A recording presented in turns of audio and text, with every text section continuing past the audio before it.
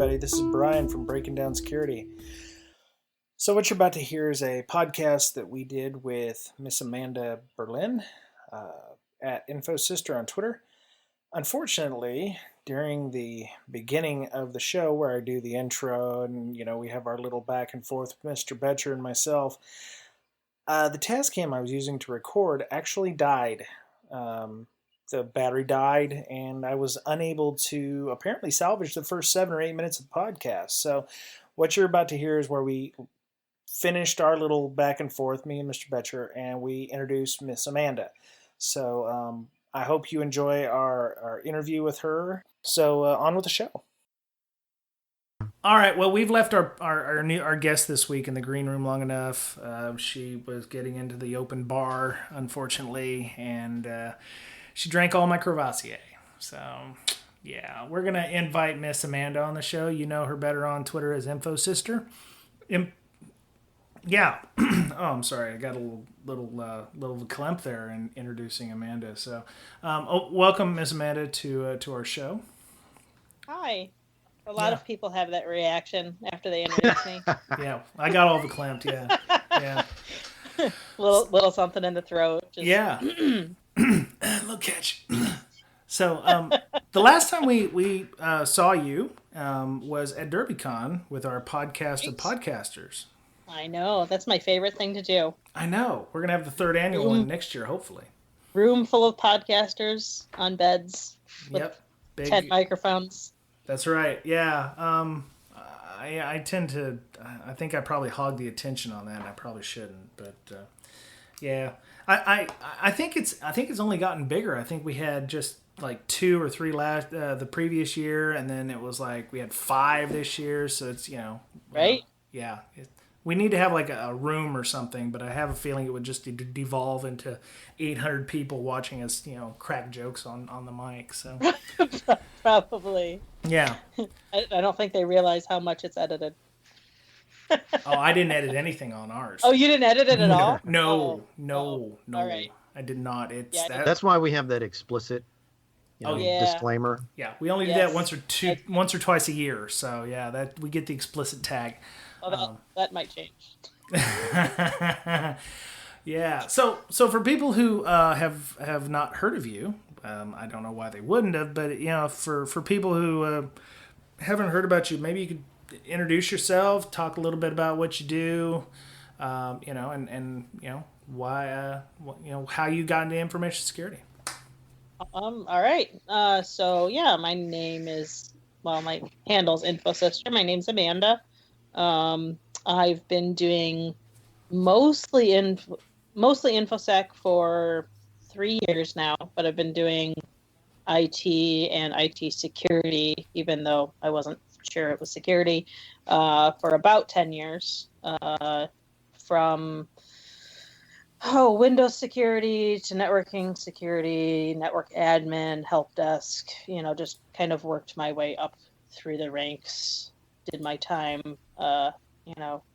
being a help desk jockey on the phone at an ISP, worked in healthcare, worked in education, kind of all over the map. Okay. And you transitioned from pretty much IT like most people into information security. What was the driving what was the motivator for that? So I'll try to keep most of the personal stuff out of it, because there's a lot of personal motivating factors that went around me not joining InfoSec sooner. But I always wanted to be, right when I was, just graduating high school, and thought, being a white hat hacker, that's like super cool. I'll never be that smart. But that's something that I'm super interested in. Fast forward, 10 years later, we had at the hospital that I was at, I was a network admin. We had Dave Kennedy come in, and he did our pen test. Yeah. And was able to get domain admin in like 3 minutes. Oh, wow. Yeah. And that was, when we just got the budget and the knowledge to be able to do what we were allowed, supposed to be doing all those years. Mm-hmm. And then, the next year he came in and it was significantly harder for them to get in. But yeah, it was him coming in and doing that and kind of giving me the confidence. He gave me my first DerbyCon ticket, and kind of the confidence to go for it. Awesome. And you're obviously not working for the hospital system anymore. You're working for right. You were on the you're on the Hurricane Labs podcast there for a while. Yep. So I currently work for Hurricane Labs as an information security architect. So Okay. I help. Our major driving product is Splunk. So we do right. a lot of Splunk implementation and MSSP around that, and implementing like our SOC Mm-hmm. for people. So I do onboarding for that and design, kind of working with the customers and seeing what defensive security stuff they have and making it all work for them as best as I can. Very cool. Miss Petrie, you still there? I am here. Okay. Now, do they do a percentage of your customers come in because they've been breached and they're like, "Hey, we need to hire some people who know what they're doing," type thing? You seen that? Not yet since I've been there. A lot of our customers come from, either they had another MSSP implementing and handling Splunk for them, and then they realized they weren't really handling it very well. And then they either, I don't know if they just reach out to us or whatever. I'm never in the sales process, but a lot of them come directly from Splunk because we're one of the longest running companies that have been implementing Splunk, and that's what we've been doing this whole.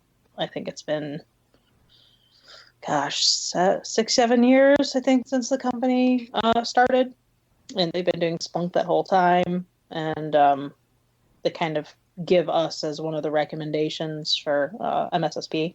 Oh, okay. Wow. So you said they come from people who've had bad experiences with MSSP. When we had Nick Selby on, he had talked about the MSSP, that the organization that hired him had a bad experience. It's quite interesting that you get pretty much based everything that happens after the fact, and people realize they've been shafted by their existing MSSP. Yeah, that happens a lot. A lot of the conversations that we have are proving to them, even before we come in and implement anything, what our processes are, how we are going to, because we'll do like a deep dive of their infrastructure to see, we have checklists and all this stuff that are like our Splunk implementation team does, and they go through everything and make sure that we will be giving them like a value add when we come in. Mm-hmm. And a lot of the times it's just like the machines are underpowered or they're not configured properly. There's apps installed on Splunk that were never configured. None of their alerting's turned on. Or we've also had where all the alerting's turned on and just set to default and just sending them thousands of alerts a day. And when you get 1,000 alerts a day from your SIM, you're not going to pay attention to any of them.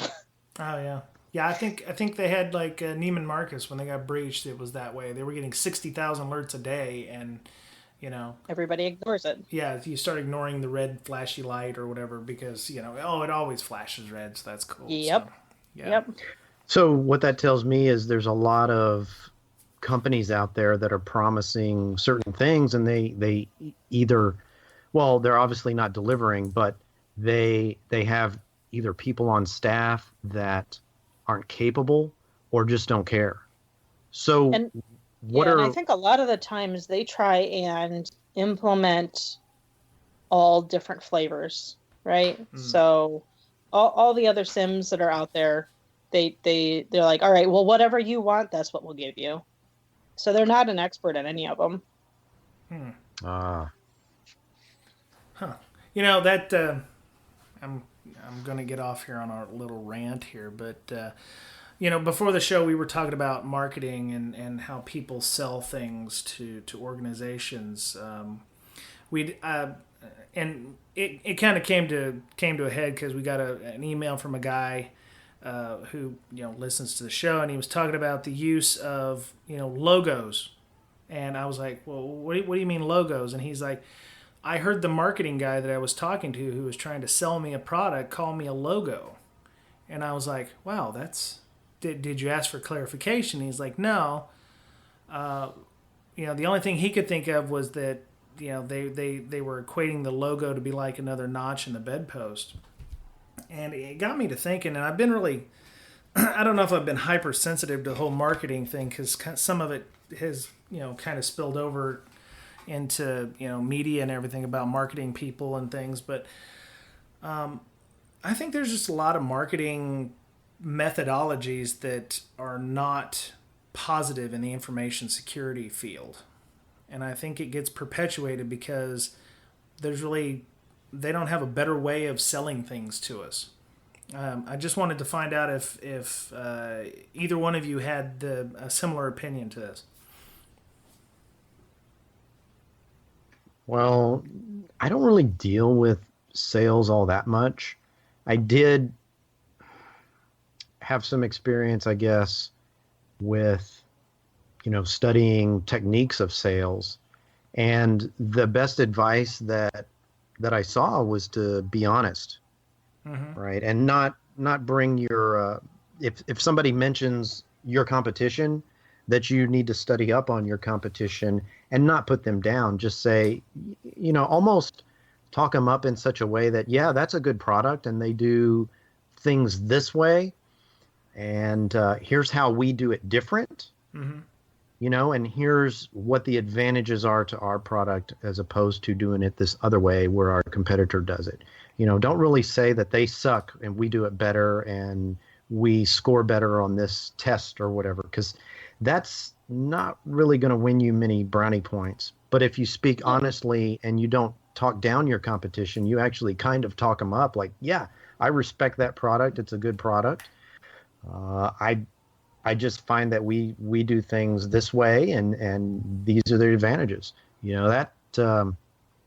I think that works well, and it lends you some credence with your potential customer or the person you're pitching to that, yeah, this guy isn't trying to give me any marketing spiel. He's telling me honestly how his product works in relation to his competition. And it's the same, just like you're going for an interview, right? You don't want to say, "Oh, I'm looking for a job because my boss sucks," and you're talking down your current employer. It's the same prospect. You just they're going to take that and judge you for how you handle that interaction. Yeah. Well, I mean, does honesty really, if you are honest about your product, and I was just thinking more along the lines of like a vendor kind of thing. And I think that's what the email was about too. He was looking for a third party to do something. And I guess during the interview or the conversation, the guy said, "Oh yeah, we enjoy having logos like yourself here on the," and then that was what kind of set him off, I think. I think that's an attitude issue, isn't it, from the salespeople to not, that it's like you're not treating the company as somebody who's important. You're just wanting to put another notch on the belt. At what point do you realize that you probably just need to move along then because that company doesn't really care about you? At that point, they're not only do they don't care about you, they don't care about if they're the right fit for you. Yeah. They just want to move their product. Right. Yeah. Like I love the thing I love the most. Like, so I don't deal with a whole lot of salespeople now, but I used to. The thing I love the most is if they're super honest and they will let you know, we're honestly not the right fit for you. but these are some other. I had that happen once or twice, and you gain a lot of respect for that kind of attitude towards a product and them trying to give you the right solution. You might use them later on down the road, or give them send other people their way. Mm-hmm. Yeah. Have you ever had to deal with a third party or a vendor who doesn't really want to talk to you and instead wants to talk to your C levels? Oh yeah. I mean, yep. They thought they got the secretary a couple times. Oh goodness. Oh my goodness. Which is really fun to have that conversation. Oh, that's not awkward at all. At all. Yeah, could you give me some black coffee? A little sugar. No, I'm actually the person here to talk to. Oh, man. So I should probably just let myself out. I should probably just let myself out now. Yeah. So in a way, if I were trying to sell something, I would want to be speaking to the person who could ultimately sign off on buying the product, whether that be a director or an executive, a VP, whoever it is. I want to be talking to that person because I feel like I might be wasting my time a little bit talking to someone who ultimately cannot make that decision. Yeah, they could probably, if you win them over, if they're on your team now, they can speak highly of you. But ultimately, you want to discuss things with the person who can write the check or sign the CapEx or whatever it is. A lot of times they don't understand, though. Like, depending on the size and layout of your organization, they might be looking to you or like to people at our level to say, okay, you need to just tell me which one and, make your case, right? You're not just going to, at that level, you're not just going to say, oh, okay, and then write, a couple $100,000 check. Yeah. But they're not going to be the ones using it day to day. They're not going to be, hands-on that they can actually understand what else the best fit for the organization either. Yep. And I think it depends on the organization too. Sometimes the only person that a sales guy could talk to would be a C-level because he ultimately thinks that he makes like a CTO or something. He knows enough about technology that he makes the decision and everyone has to abide by that decision. That's true. That'd be a fairly poisonous environment, I would imagine, if it's my way or the highway. There's companies that operate that way, unfortunately. But or they're not. I mean, they could be multi-million-dollar company, but they don't have that large of a footprint, so they only need 2 tech people. Yeah, they could be Uber startup or something. Yeah. Right. Yeah. Do you think we've done this to ourselves though? Because I mean, I've seen Twitter conversations, or I've seen ways to avoid the sales pit at RSA by saying I have no decision making capabilities. So salespeople get inured by that by saying, oh, okay, I'm talking to a sales engineer. He obviously can't make those decisions, so I shouldn't be talking to him. Do you think we've done that to ourselves, or this is a systems engineer? He his opinion is quote unquote important, but I really need to talk to his manager. I don't know. I'd like to think. Yeah, I don't know. No? Are we doing it to ourselves? Well, I don't know. I mean, that's usually the way I've always been told that's how you avoid talking to the salespeople. It's like saying, I don't have any budgetary, access. I don't make the decisions. Sorry. And then they leave. So then, the best over the phone answer is, you set up a voicemail box that nobody answers. And you say, you know what, I have the best person to forward you to, and then you just forward them to that extension, and then you don't have to worry about it again. That is a very or send them to system at or something like that where nobody looks at. Right. Yeah. Very nice. Okay. I would just say, you know what, we're not interested in that type of solution right now. I'm cool with the direct approach. Go for there, and if they respect their potential customers, then they'll leave you alone. Yeah. Right. And and they may try to offer you a marketing document or something like that, and if you take it, you may look over it and decide, hey, maybe I'll give these guys a second look or Yeah, whatever. that's a good a response too. Like, not at this time, but if you could send me whatever you have right now, Yeah. you never know when you're going to need it down the line.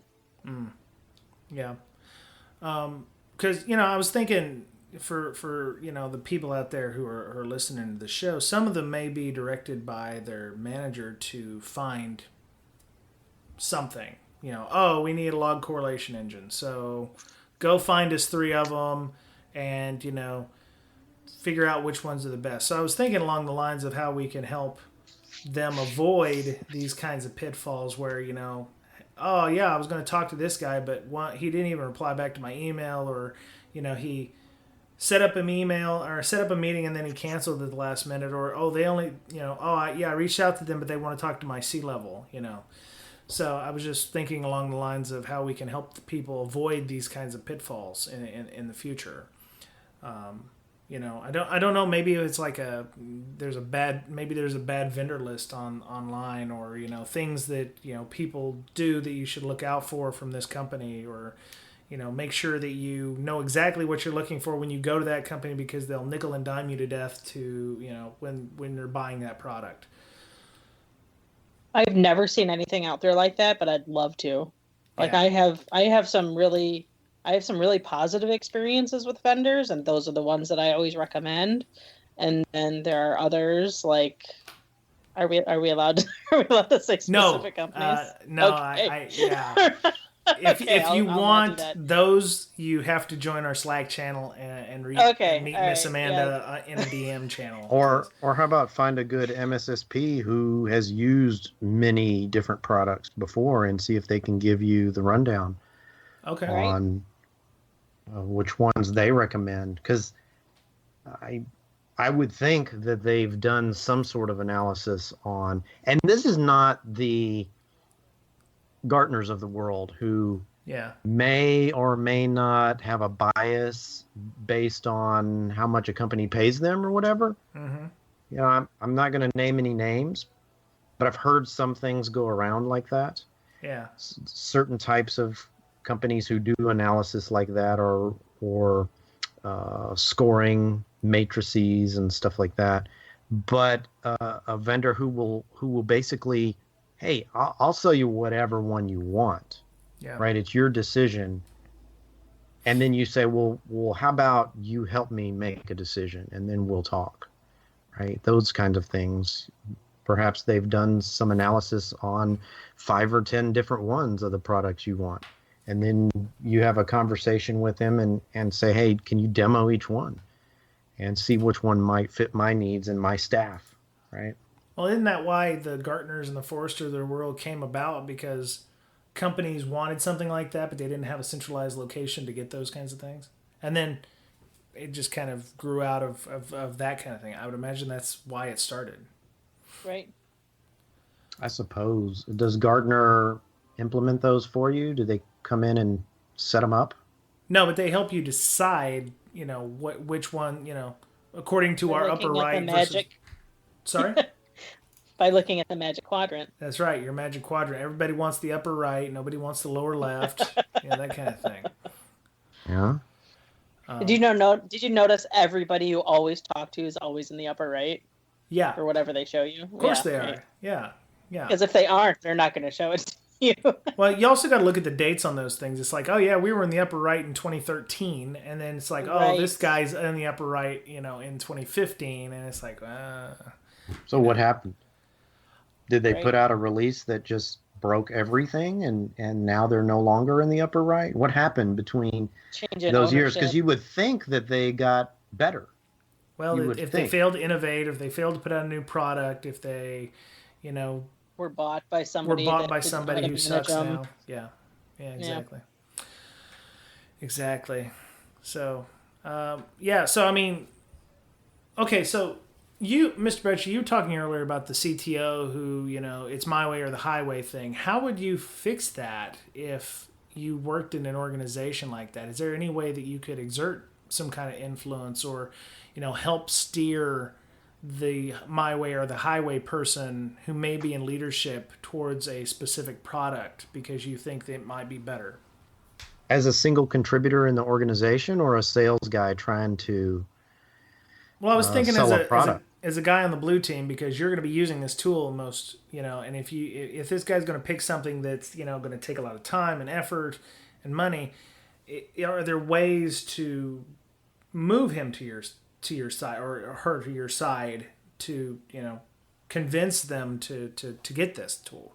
It depends on what kind of person they are, right? If they're open to having a conversation and not being arrogant, okay, then yeah, you can definitely have that conversation and say, you know what, I'm going to be using this primarily. Maybe I should have a little bit of say, and here's why. Right? And maybe take a couple of different products and do some analysis on them on your own. Yeah. Right. Amanda, if they're just an arrogant C-level who's not going to listen, I highly doubt that they got to that level and not listen to anybody and just decided that they'll make all the decisions, but maybe. Yeah. Then I don't really know what you could do. Well, I mean, other than just accept the decision and try to work as best as you can with the product that's chosen. Sometimes you get a new job, come into the company, and they're already using a suite that you don't particularly care for, or don't think it's the best. Maybe it's outdated. Yeah. But don't sit there and go, well, there's so many other better products. I don't like this. And, why do you guys use this? You come into a new company and start criticizing what they have. There's probably a reason they have that you don't know about yet. So I would just kind of take the higher road and at least try to have a conversation if the decision hasn't been made yet. And if it has, just accept it and do the best you can with what you have. Right. So, there's no sense in creating hostility by criticizing the decisions that were made by someone higher level or something you have no control over. So, Amanda, you work for an MSSP. Do you ever find organizations that you go into and they say, okay, we bought the wrong product? Is there... does it become where you're having to help them solve a problem or implement your version of a new solution? And what kind of factors go into a lot of criteria for a new company when they're bringing your stuff in that they decided on you? So yeah, recently we had someone that had a it was I don't know what, I've never used the product ever before, but it seemed like it was all report based log correlation and security. I don't want to say security alerting because there were no alerts. Everything was report generated. So they, different teams would have up to 30 reports to review a week. Oh God. That sounds like right? Deja vu.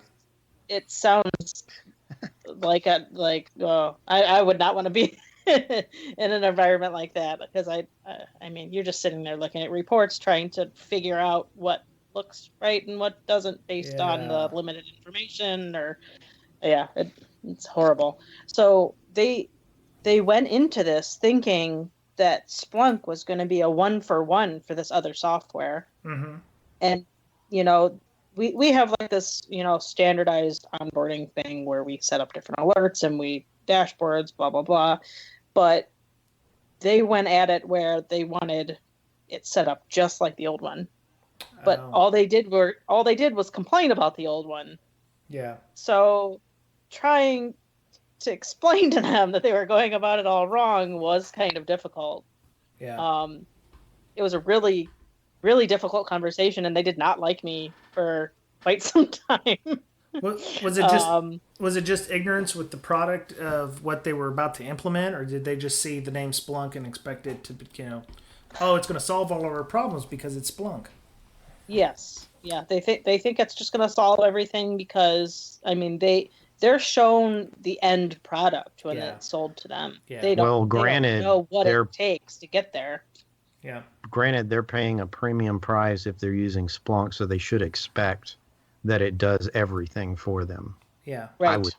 Right? Yeah, so, but it won't if they just do a 1-for-1 mapping of everything they had in their shitty sim. Everything comes with a, you want to see the polished version, and what you're going to get when you start is just the components to get to that point. Right. It's like cooking. You got your eggs, your flour, your milk, your baking soda. What you don't know is it takes time and effort to get a cake out of it. Yep. Yeah, so those conversations are always interesting, trying to get them to see how much better it is if you have alerts instead of reports, and if you don't have to look at 40 reports every week. Wow. Okay. And we have other people that have gone from having nothing before to, hey, they're now getting some alerts, and now they're super happy that because they weren't getting anything previously. Yeah. Yeah, I can imagine. Going to making a huge. I hate to use the term paradigm shift, but moving from one that you're comfortable with or uncomfortable with that versus something you don't know and it's completely different can be quite a task, and there's a lot of learning curve and getting used to those kinds of things.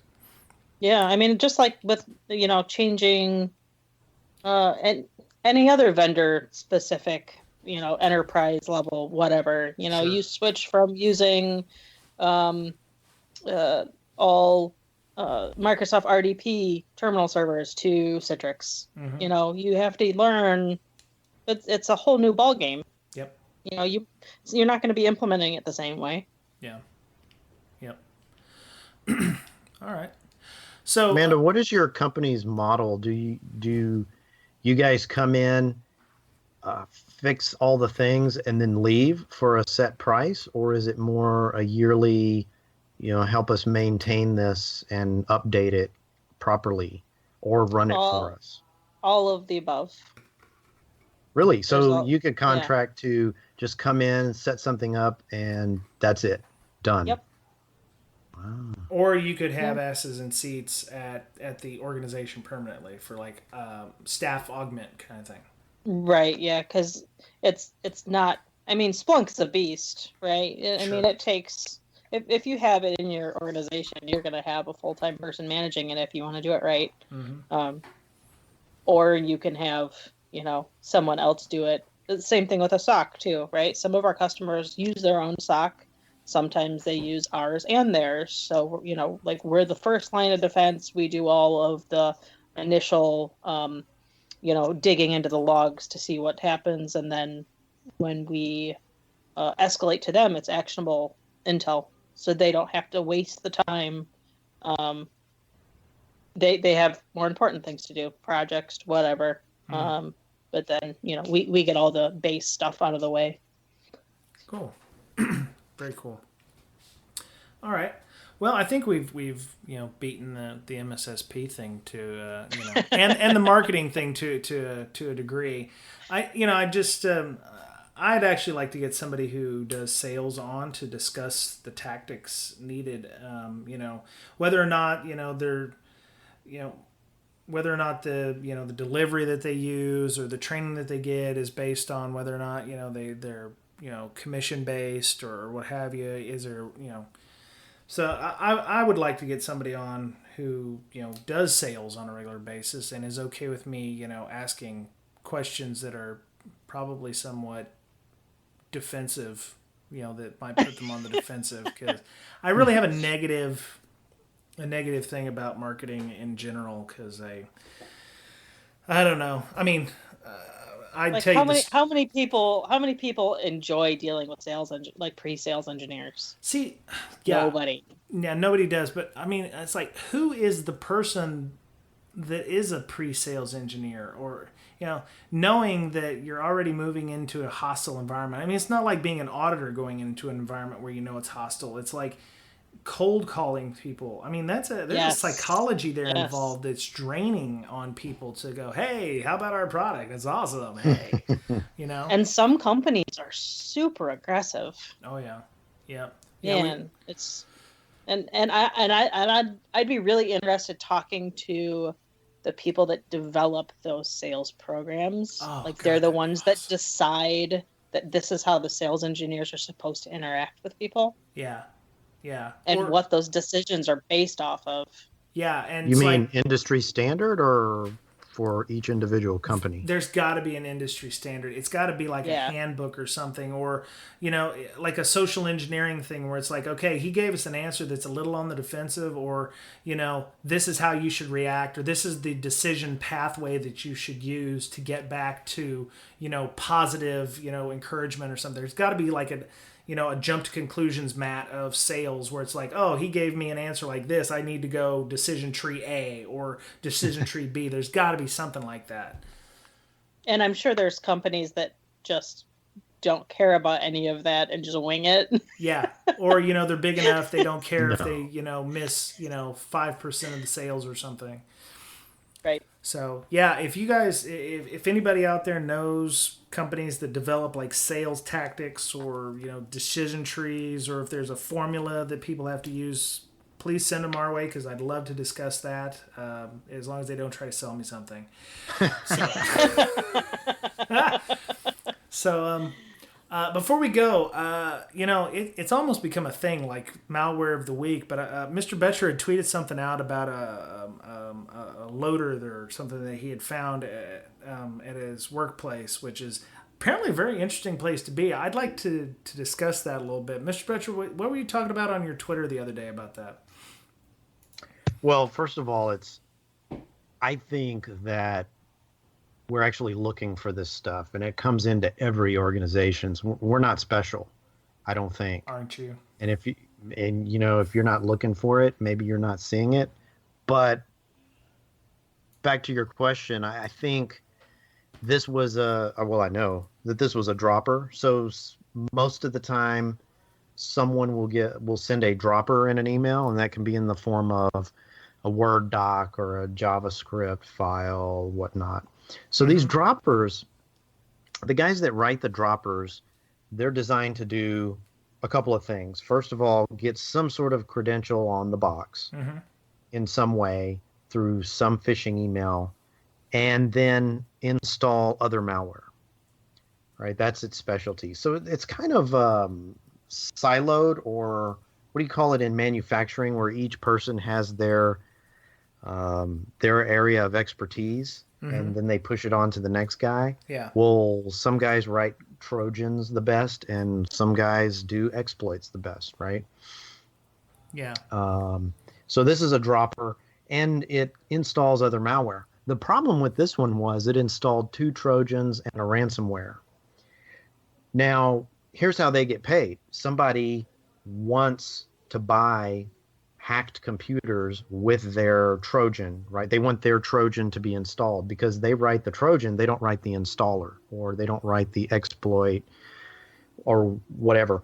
So they pay others who are experts in that, experts in sending phishing emails and such, to get their Trojan onto computers. This guy was double and triple dipping with his dropper.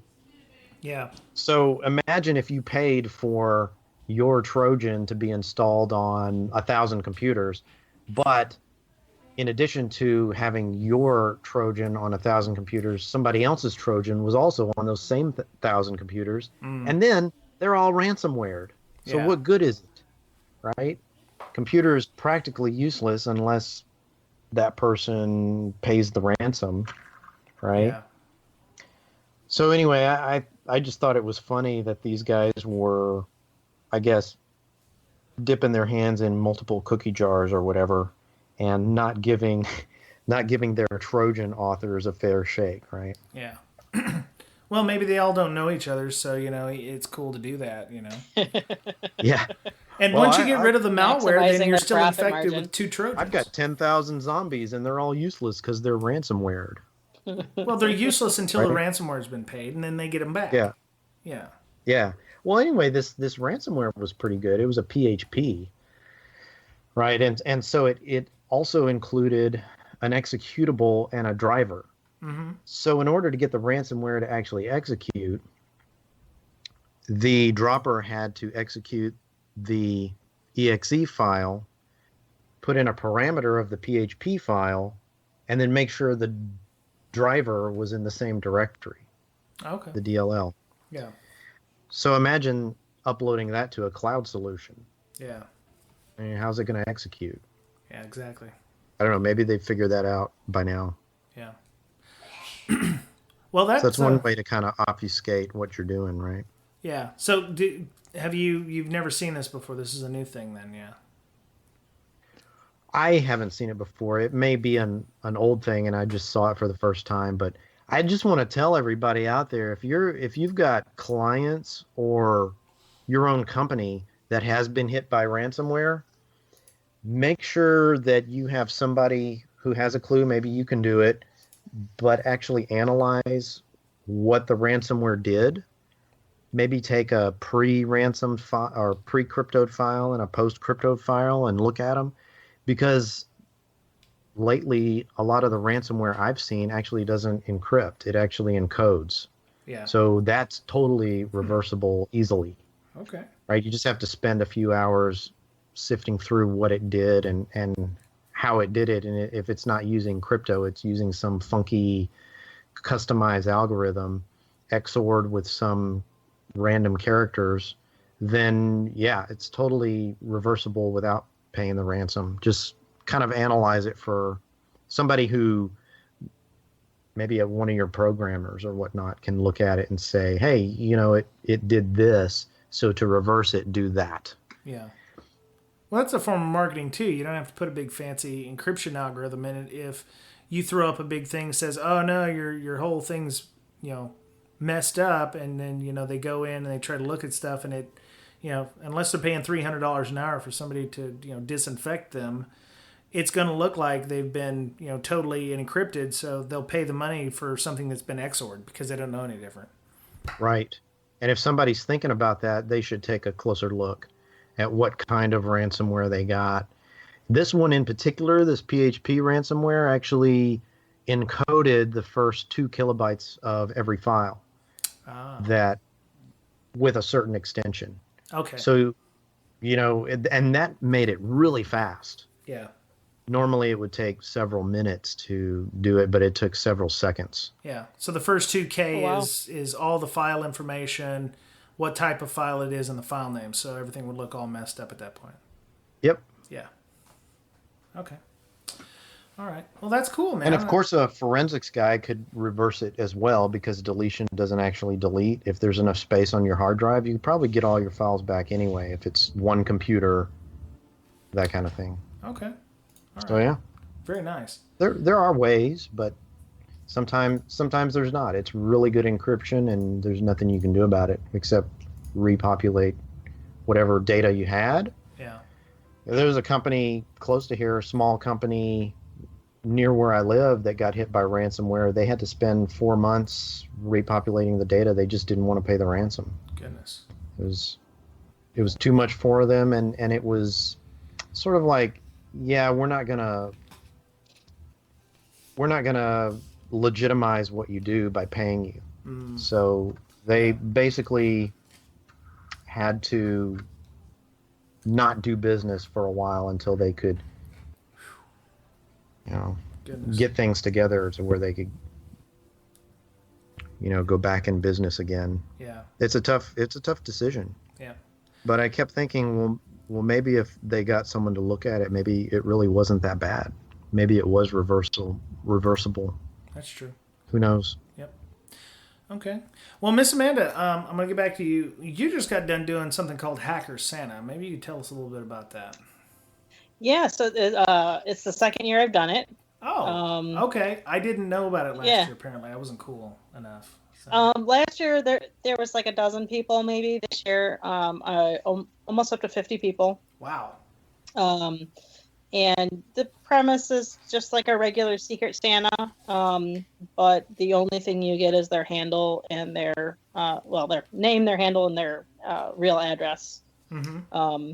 And then you kind of have to do OSINT to figure out what you think they would like for Christmas. Oh, okay. So the OSINT thing was a thing because I got somebody's name. I actually participated in this, and I was like, first I was like, oh my god, I can't believe I got that person. What if they don't like what I got them? And I don't know what to get them. Would they be okay with something? So yeah, I had to do a little OSINT. I had to find this person. They'd done some talks at a few things. They talked to Black Hat and DEF CON, and they're fairly well known on Twitter, so I was able to reach back in their Twitter history, and I spent probably a good day and a half poking around on the internet. Look, I don't do gifts. I mean, I'm okay with just sending a gift card, which I may do next year because I'll be like, oh, screw it, I can't do this anymore. It's too. But I think I found something that the person will like, and it'll get there Wednesday. Well, actually, we're recording this on Monday the 5th, so by Wednesday the 7th, the person will have it on their doorstep. So the whole premise is that we're networking and meeting people, and so. Do you have any stories about stuff that was sent last year at all?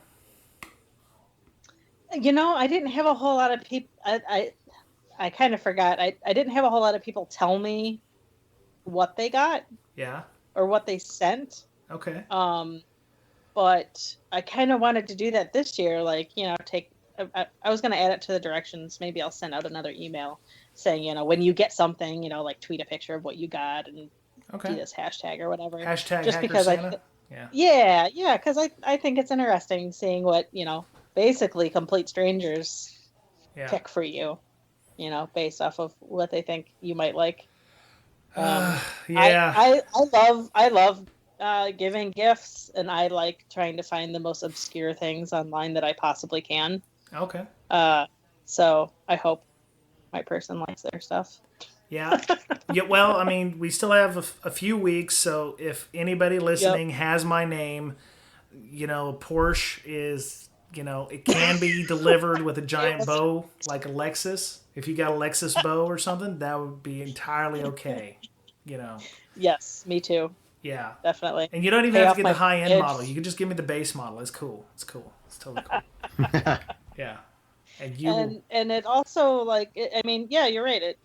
It kind of introduces you to a new person, and you can talk to them later and tell them it was you or whatever. Yeah. I actually had started a really good conversation after this. There's a gentleman fairly local to me in Ohio, just getting into InfoSec, and normally my DMs on Twitter aren't open. Mm-hmm. I have to follow you. We have to follow each other for the DMs to work. But for this, I opened them up just so it would be easier to exchange addresses and stuff. Started talking to this person, and he's brand new in InfoSec. Didn't think he was considered a hacker enough to even participate in a Secret Santa. Yeah. And we had a bunch of really good conversations, and I think he's going to come to some of our local security meetups. And so yeah, it was really good to kind of meet that person, even though I'm not, we're not each other's Santa or anything. Yeah. But it's always cool to help people get started in the industry. Yep. Yeah, that's always important. It's because you may be in 15 years getting a job from that person, so you never know who you'd be working for in the future. So, yeah, exactly. All right. So, Miss Amanda, you are all over the internets. Maybe you could tell people where they can find you and talk more about security with you. Yeah, I'm everywhere. So I'm on your guys' Slack channel. I'm on the Defensive Security podcast. We don't talk about them. They don't need more help. No, Defensive Security has a Slack channel too. It's okay. They have about they're all right. So. Let's see here. I'm on Twitter. It's INFOSYSTIR. Okay. Where else? yeah, I'm on IRC, I guess, on Freenode. Okay. I always use the same nick, so. All right. And you're going to be speaking hopefully at ShmooCon soon? Find out tomorrow. So, okay. yeah. So hopefully. December 6th, all right.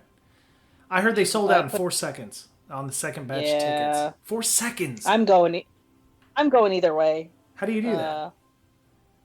It's like my second favorite con. Can you do hallway con there like you do with Derby? You don't have to necessarily go to the talks? Oh, for sure. Yeah, because the conference is downstairs, and they have a really nice bar on the first floor.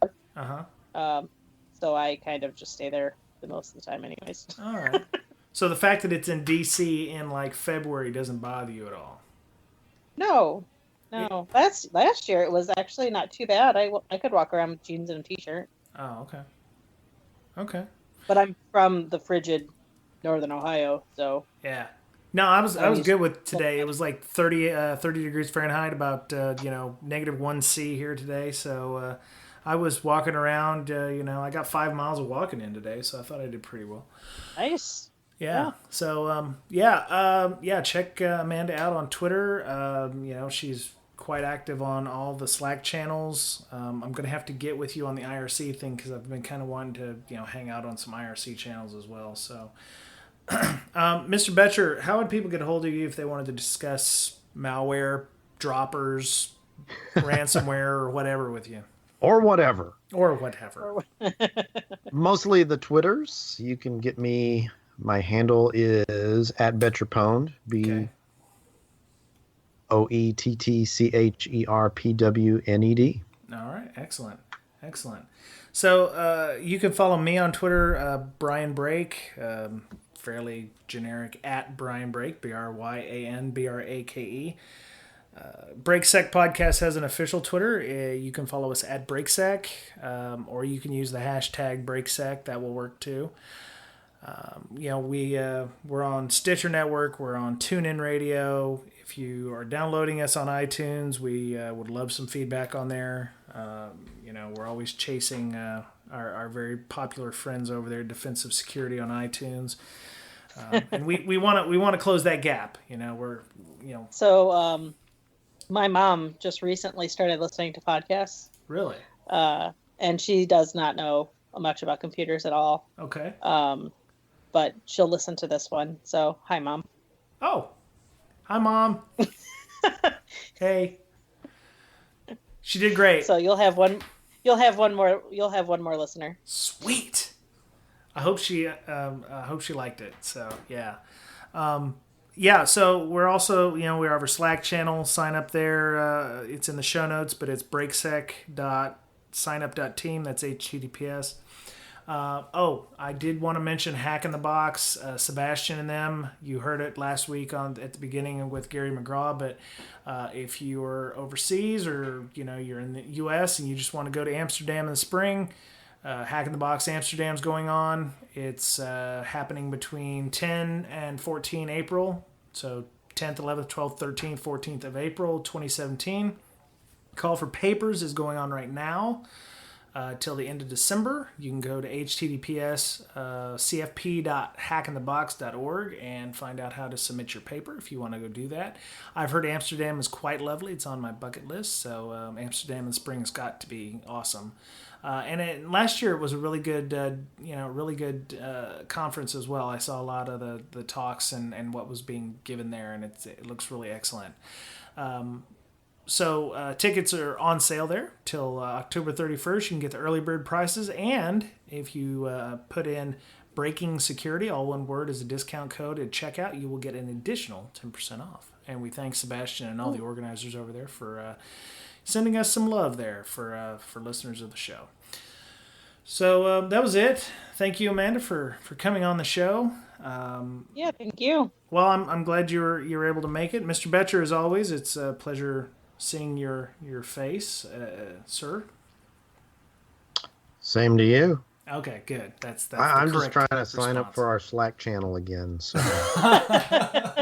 Such trying to figure that out, bro. I am on so many Slack channels. I just discovered Slack. We tried using it at work, but there was some security things that we didn't want to deal with at the time, and then they brought Lee Honeywell on to shore it up, and I was like, since somebody was on Twitter said, hey, you should start a Slack channel, I'm like, so I actually started it in April, but I didn't know how to sign people up for it.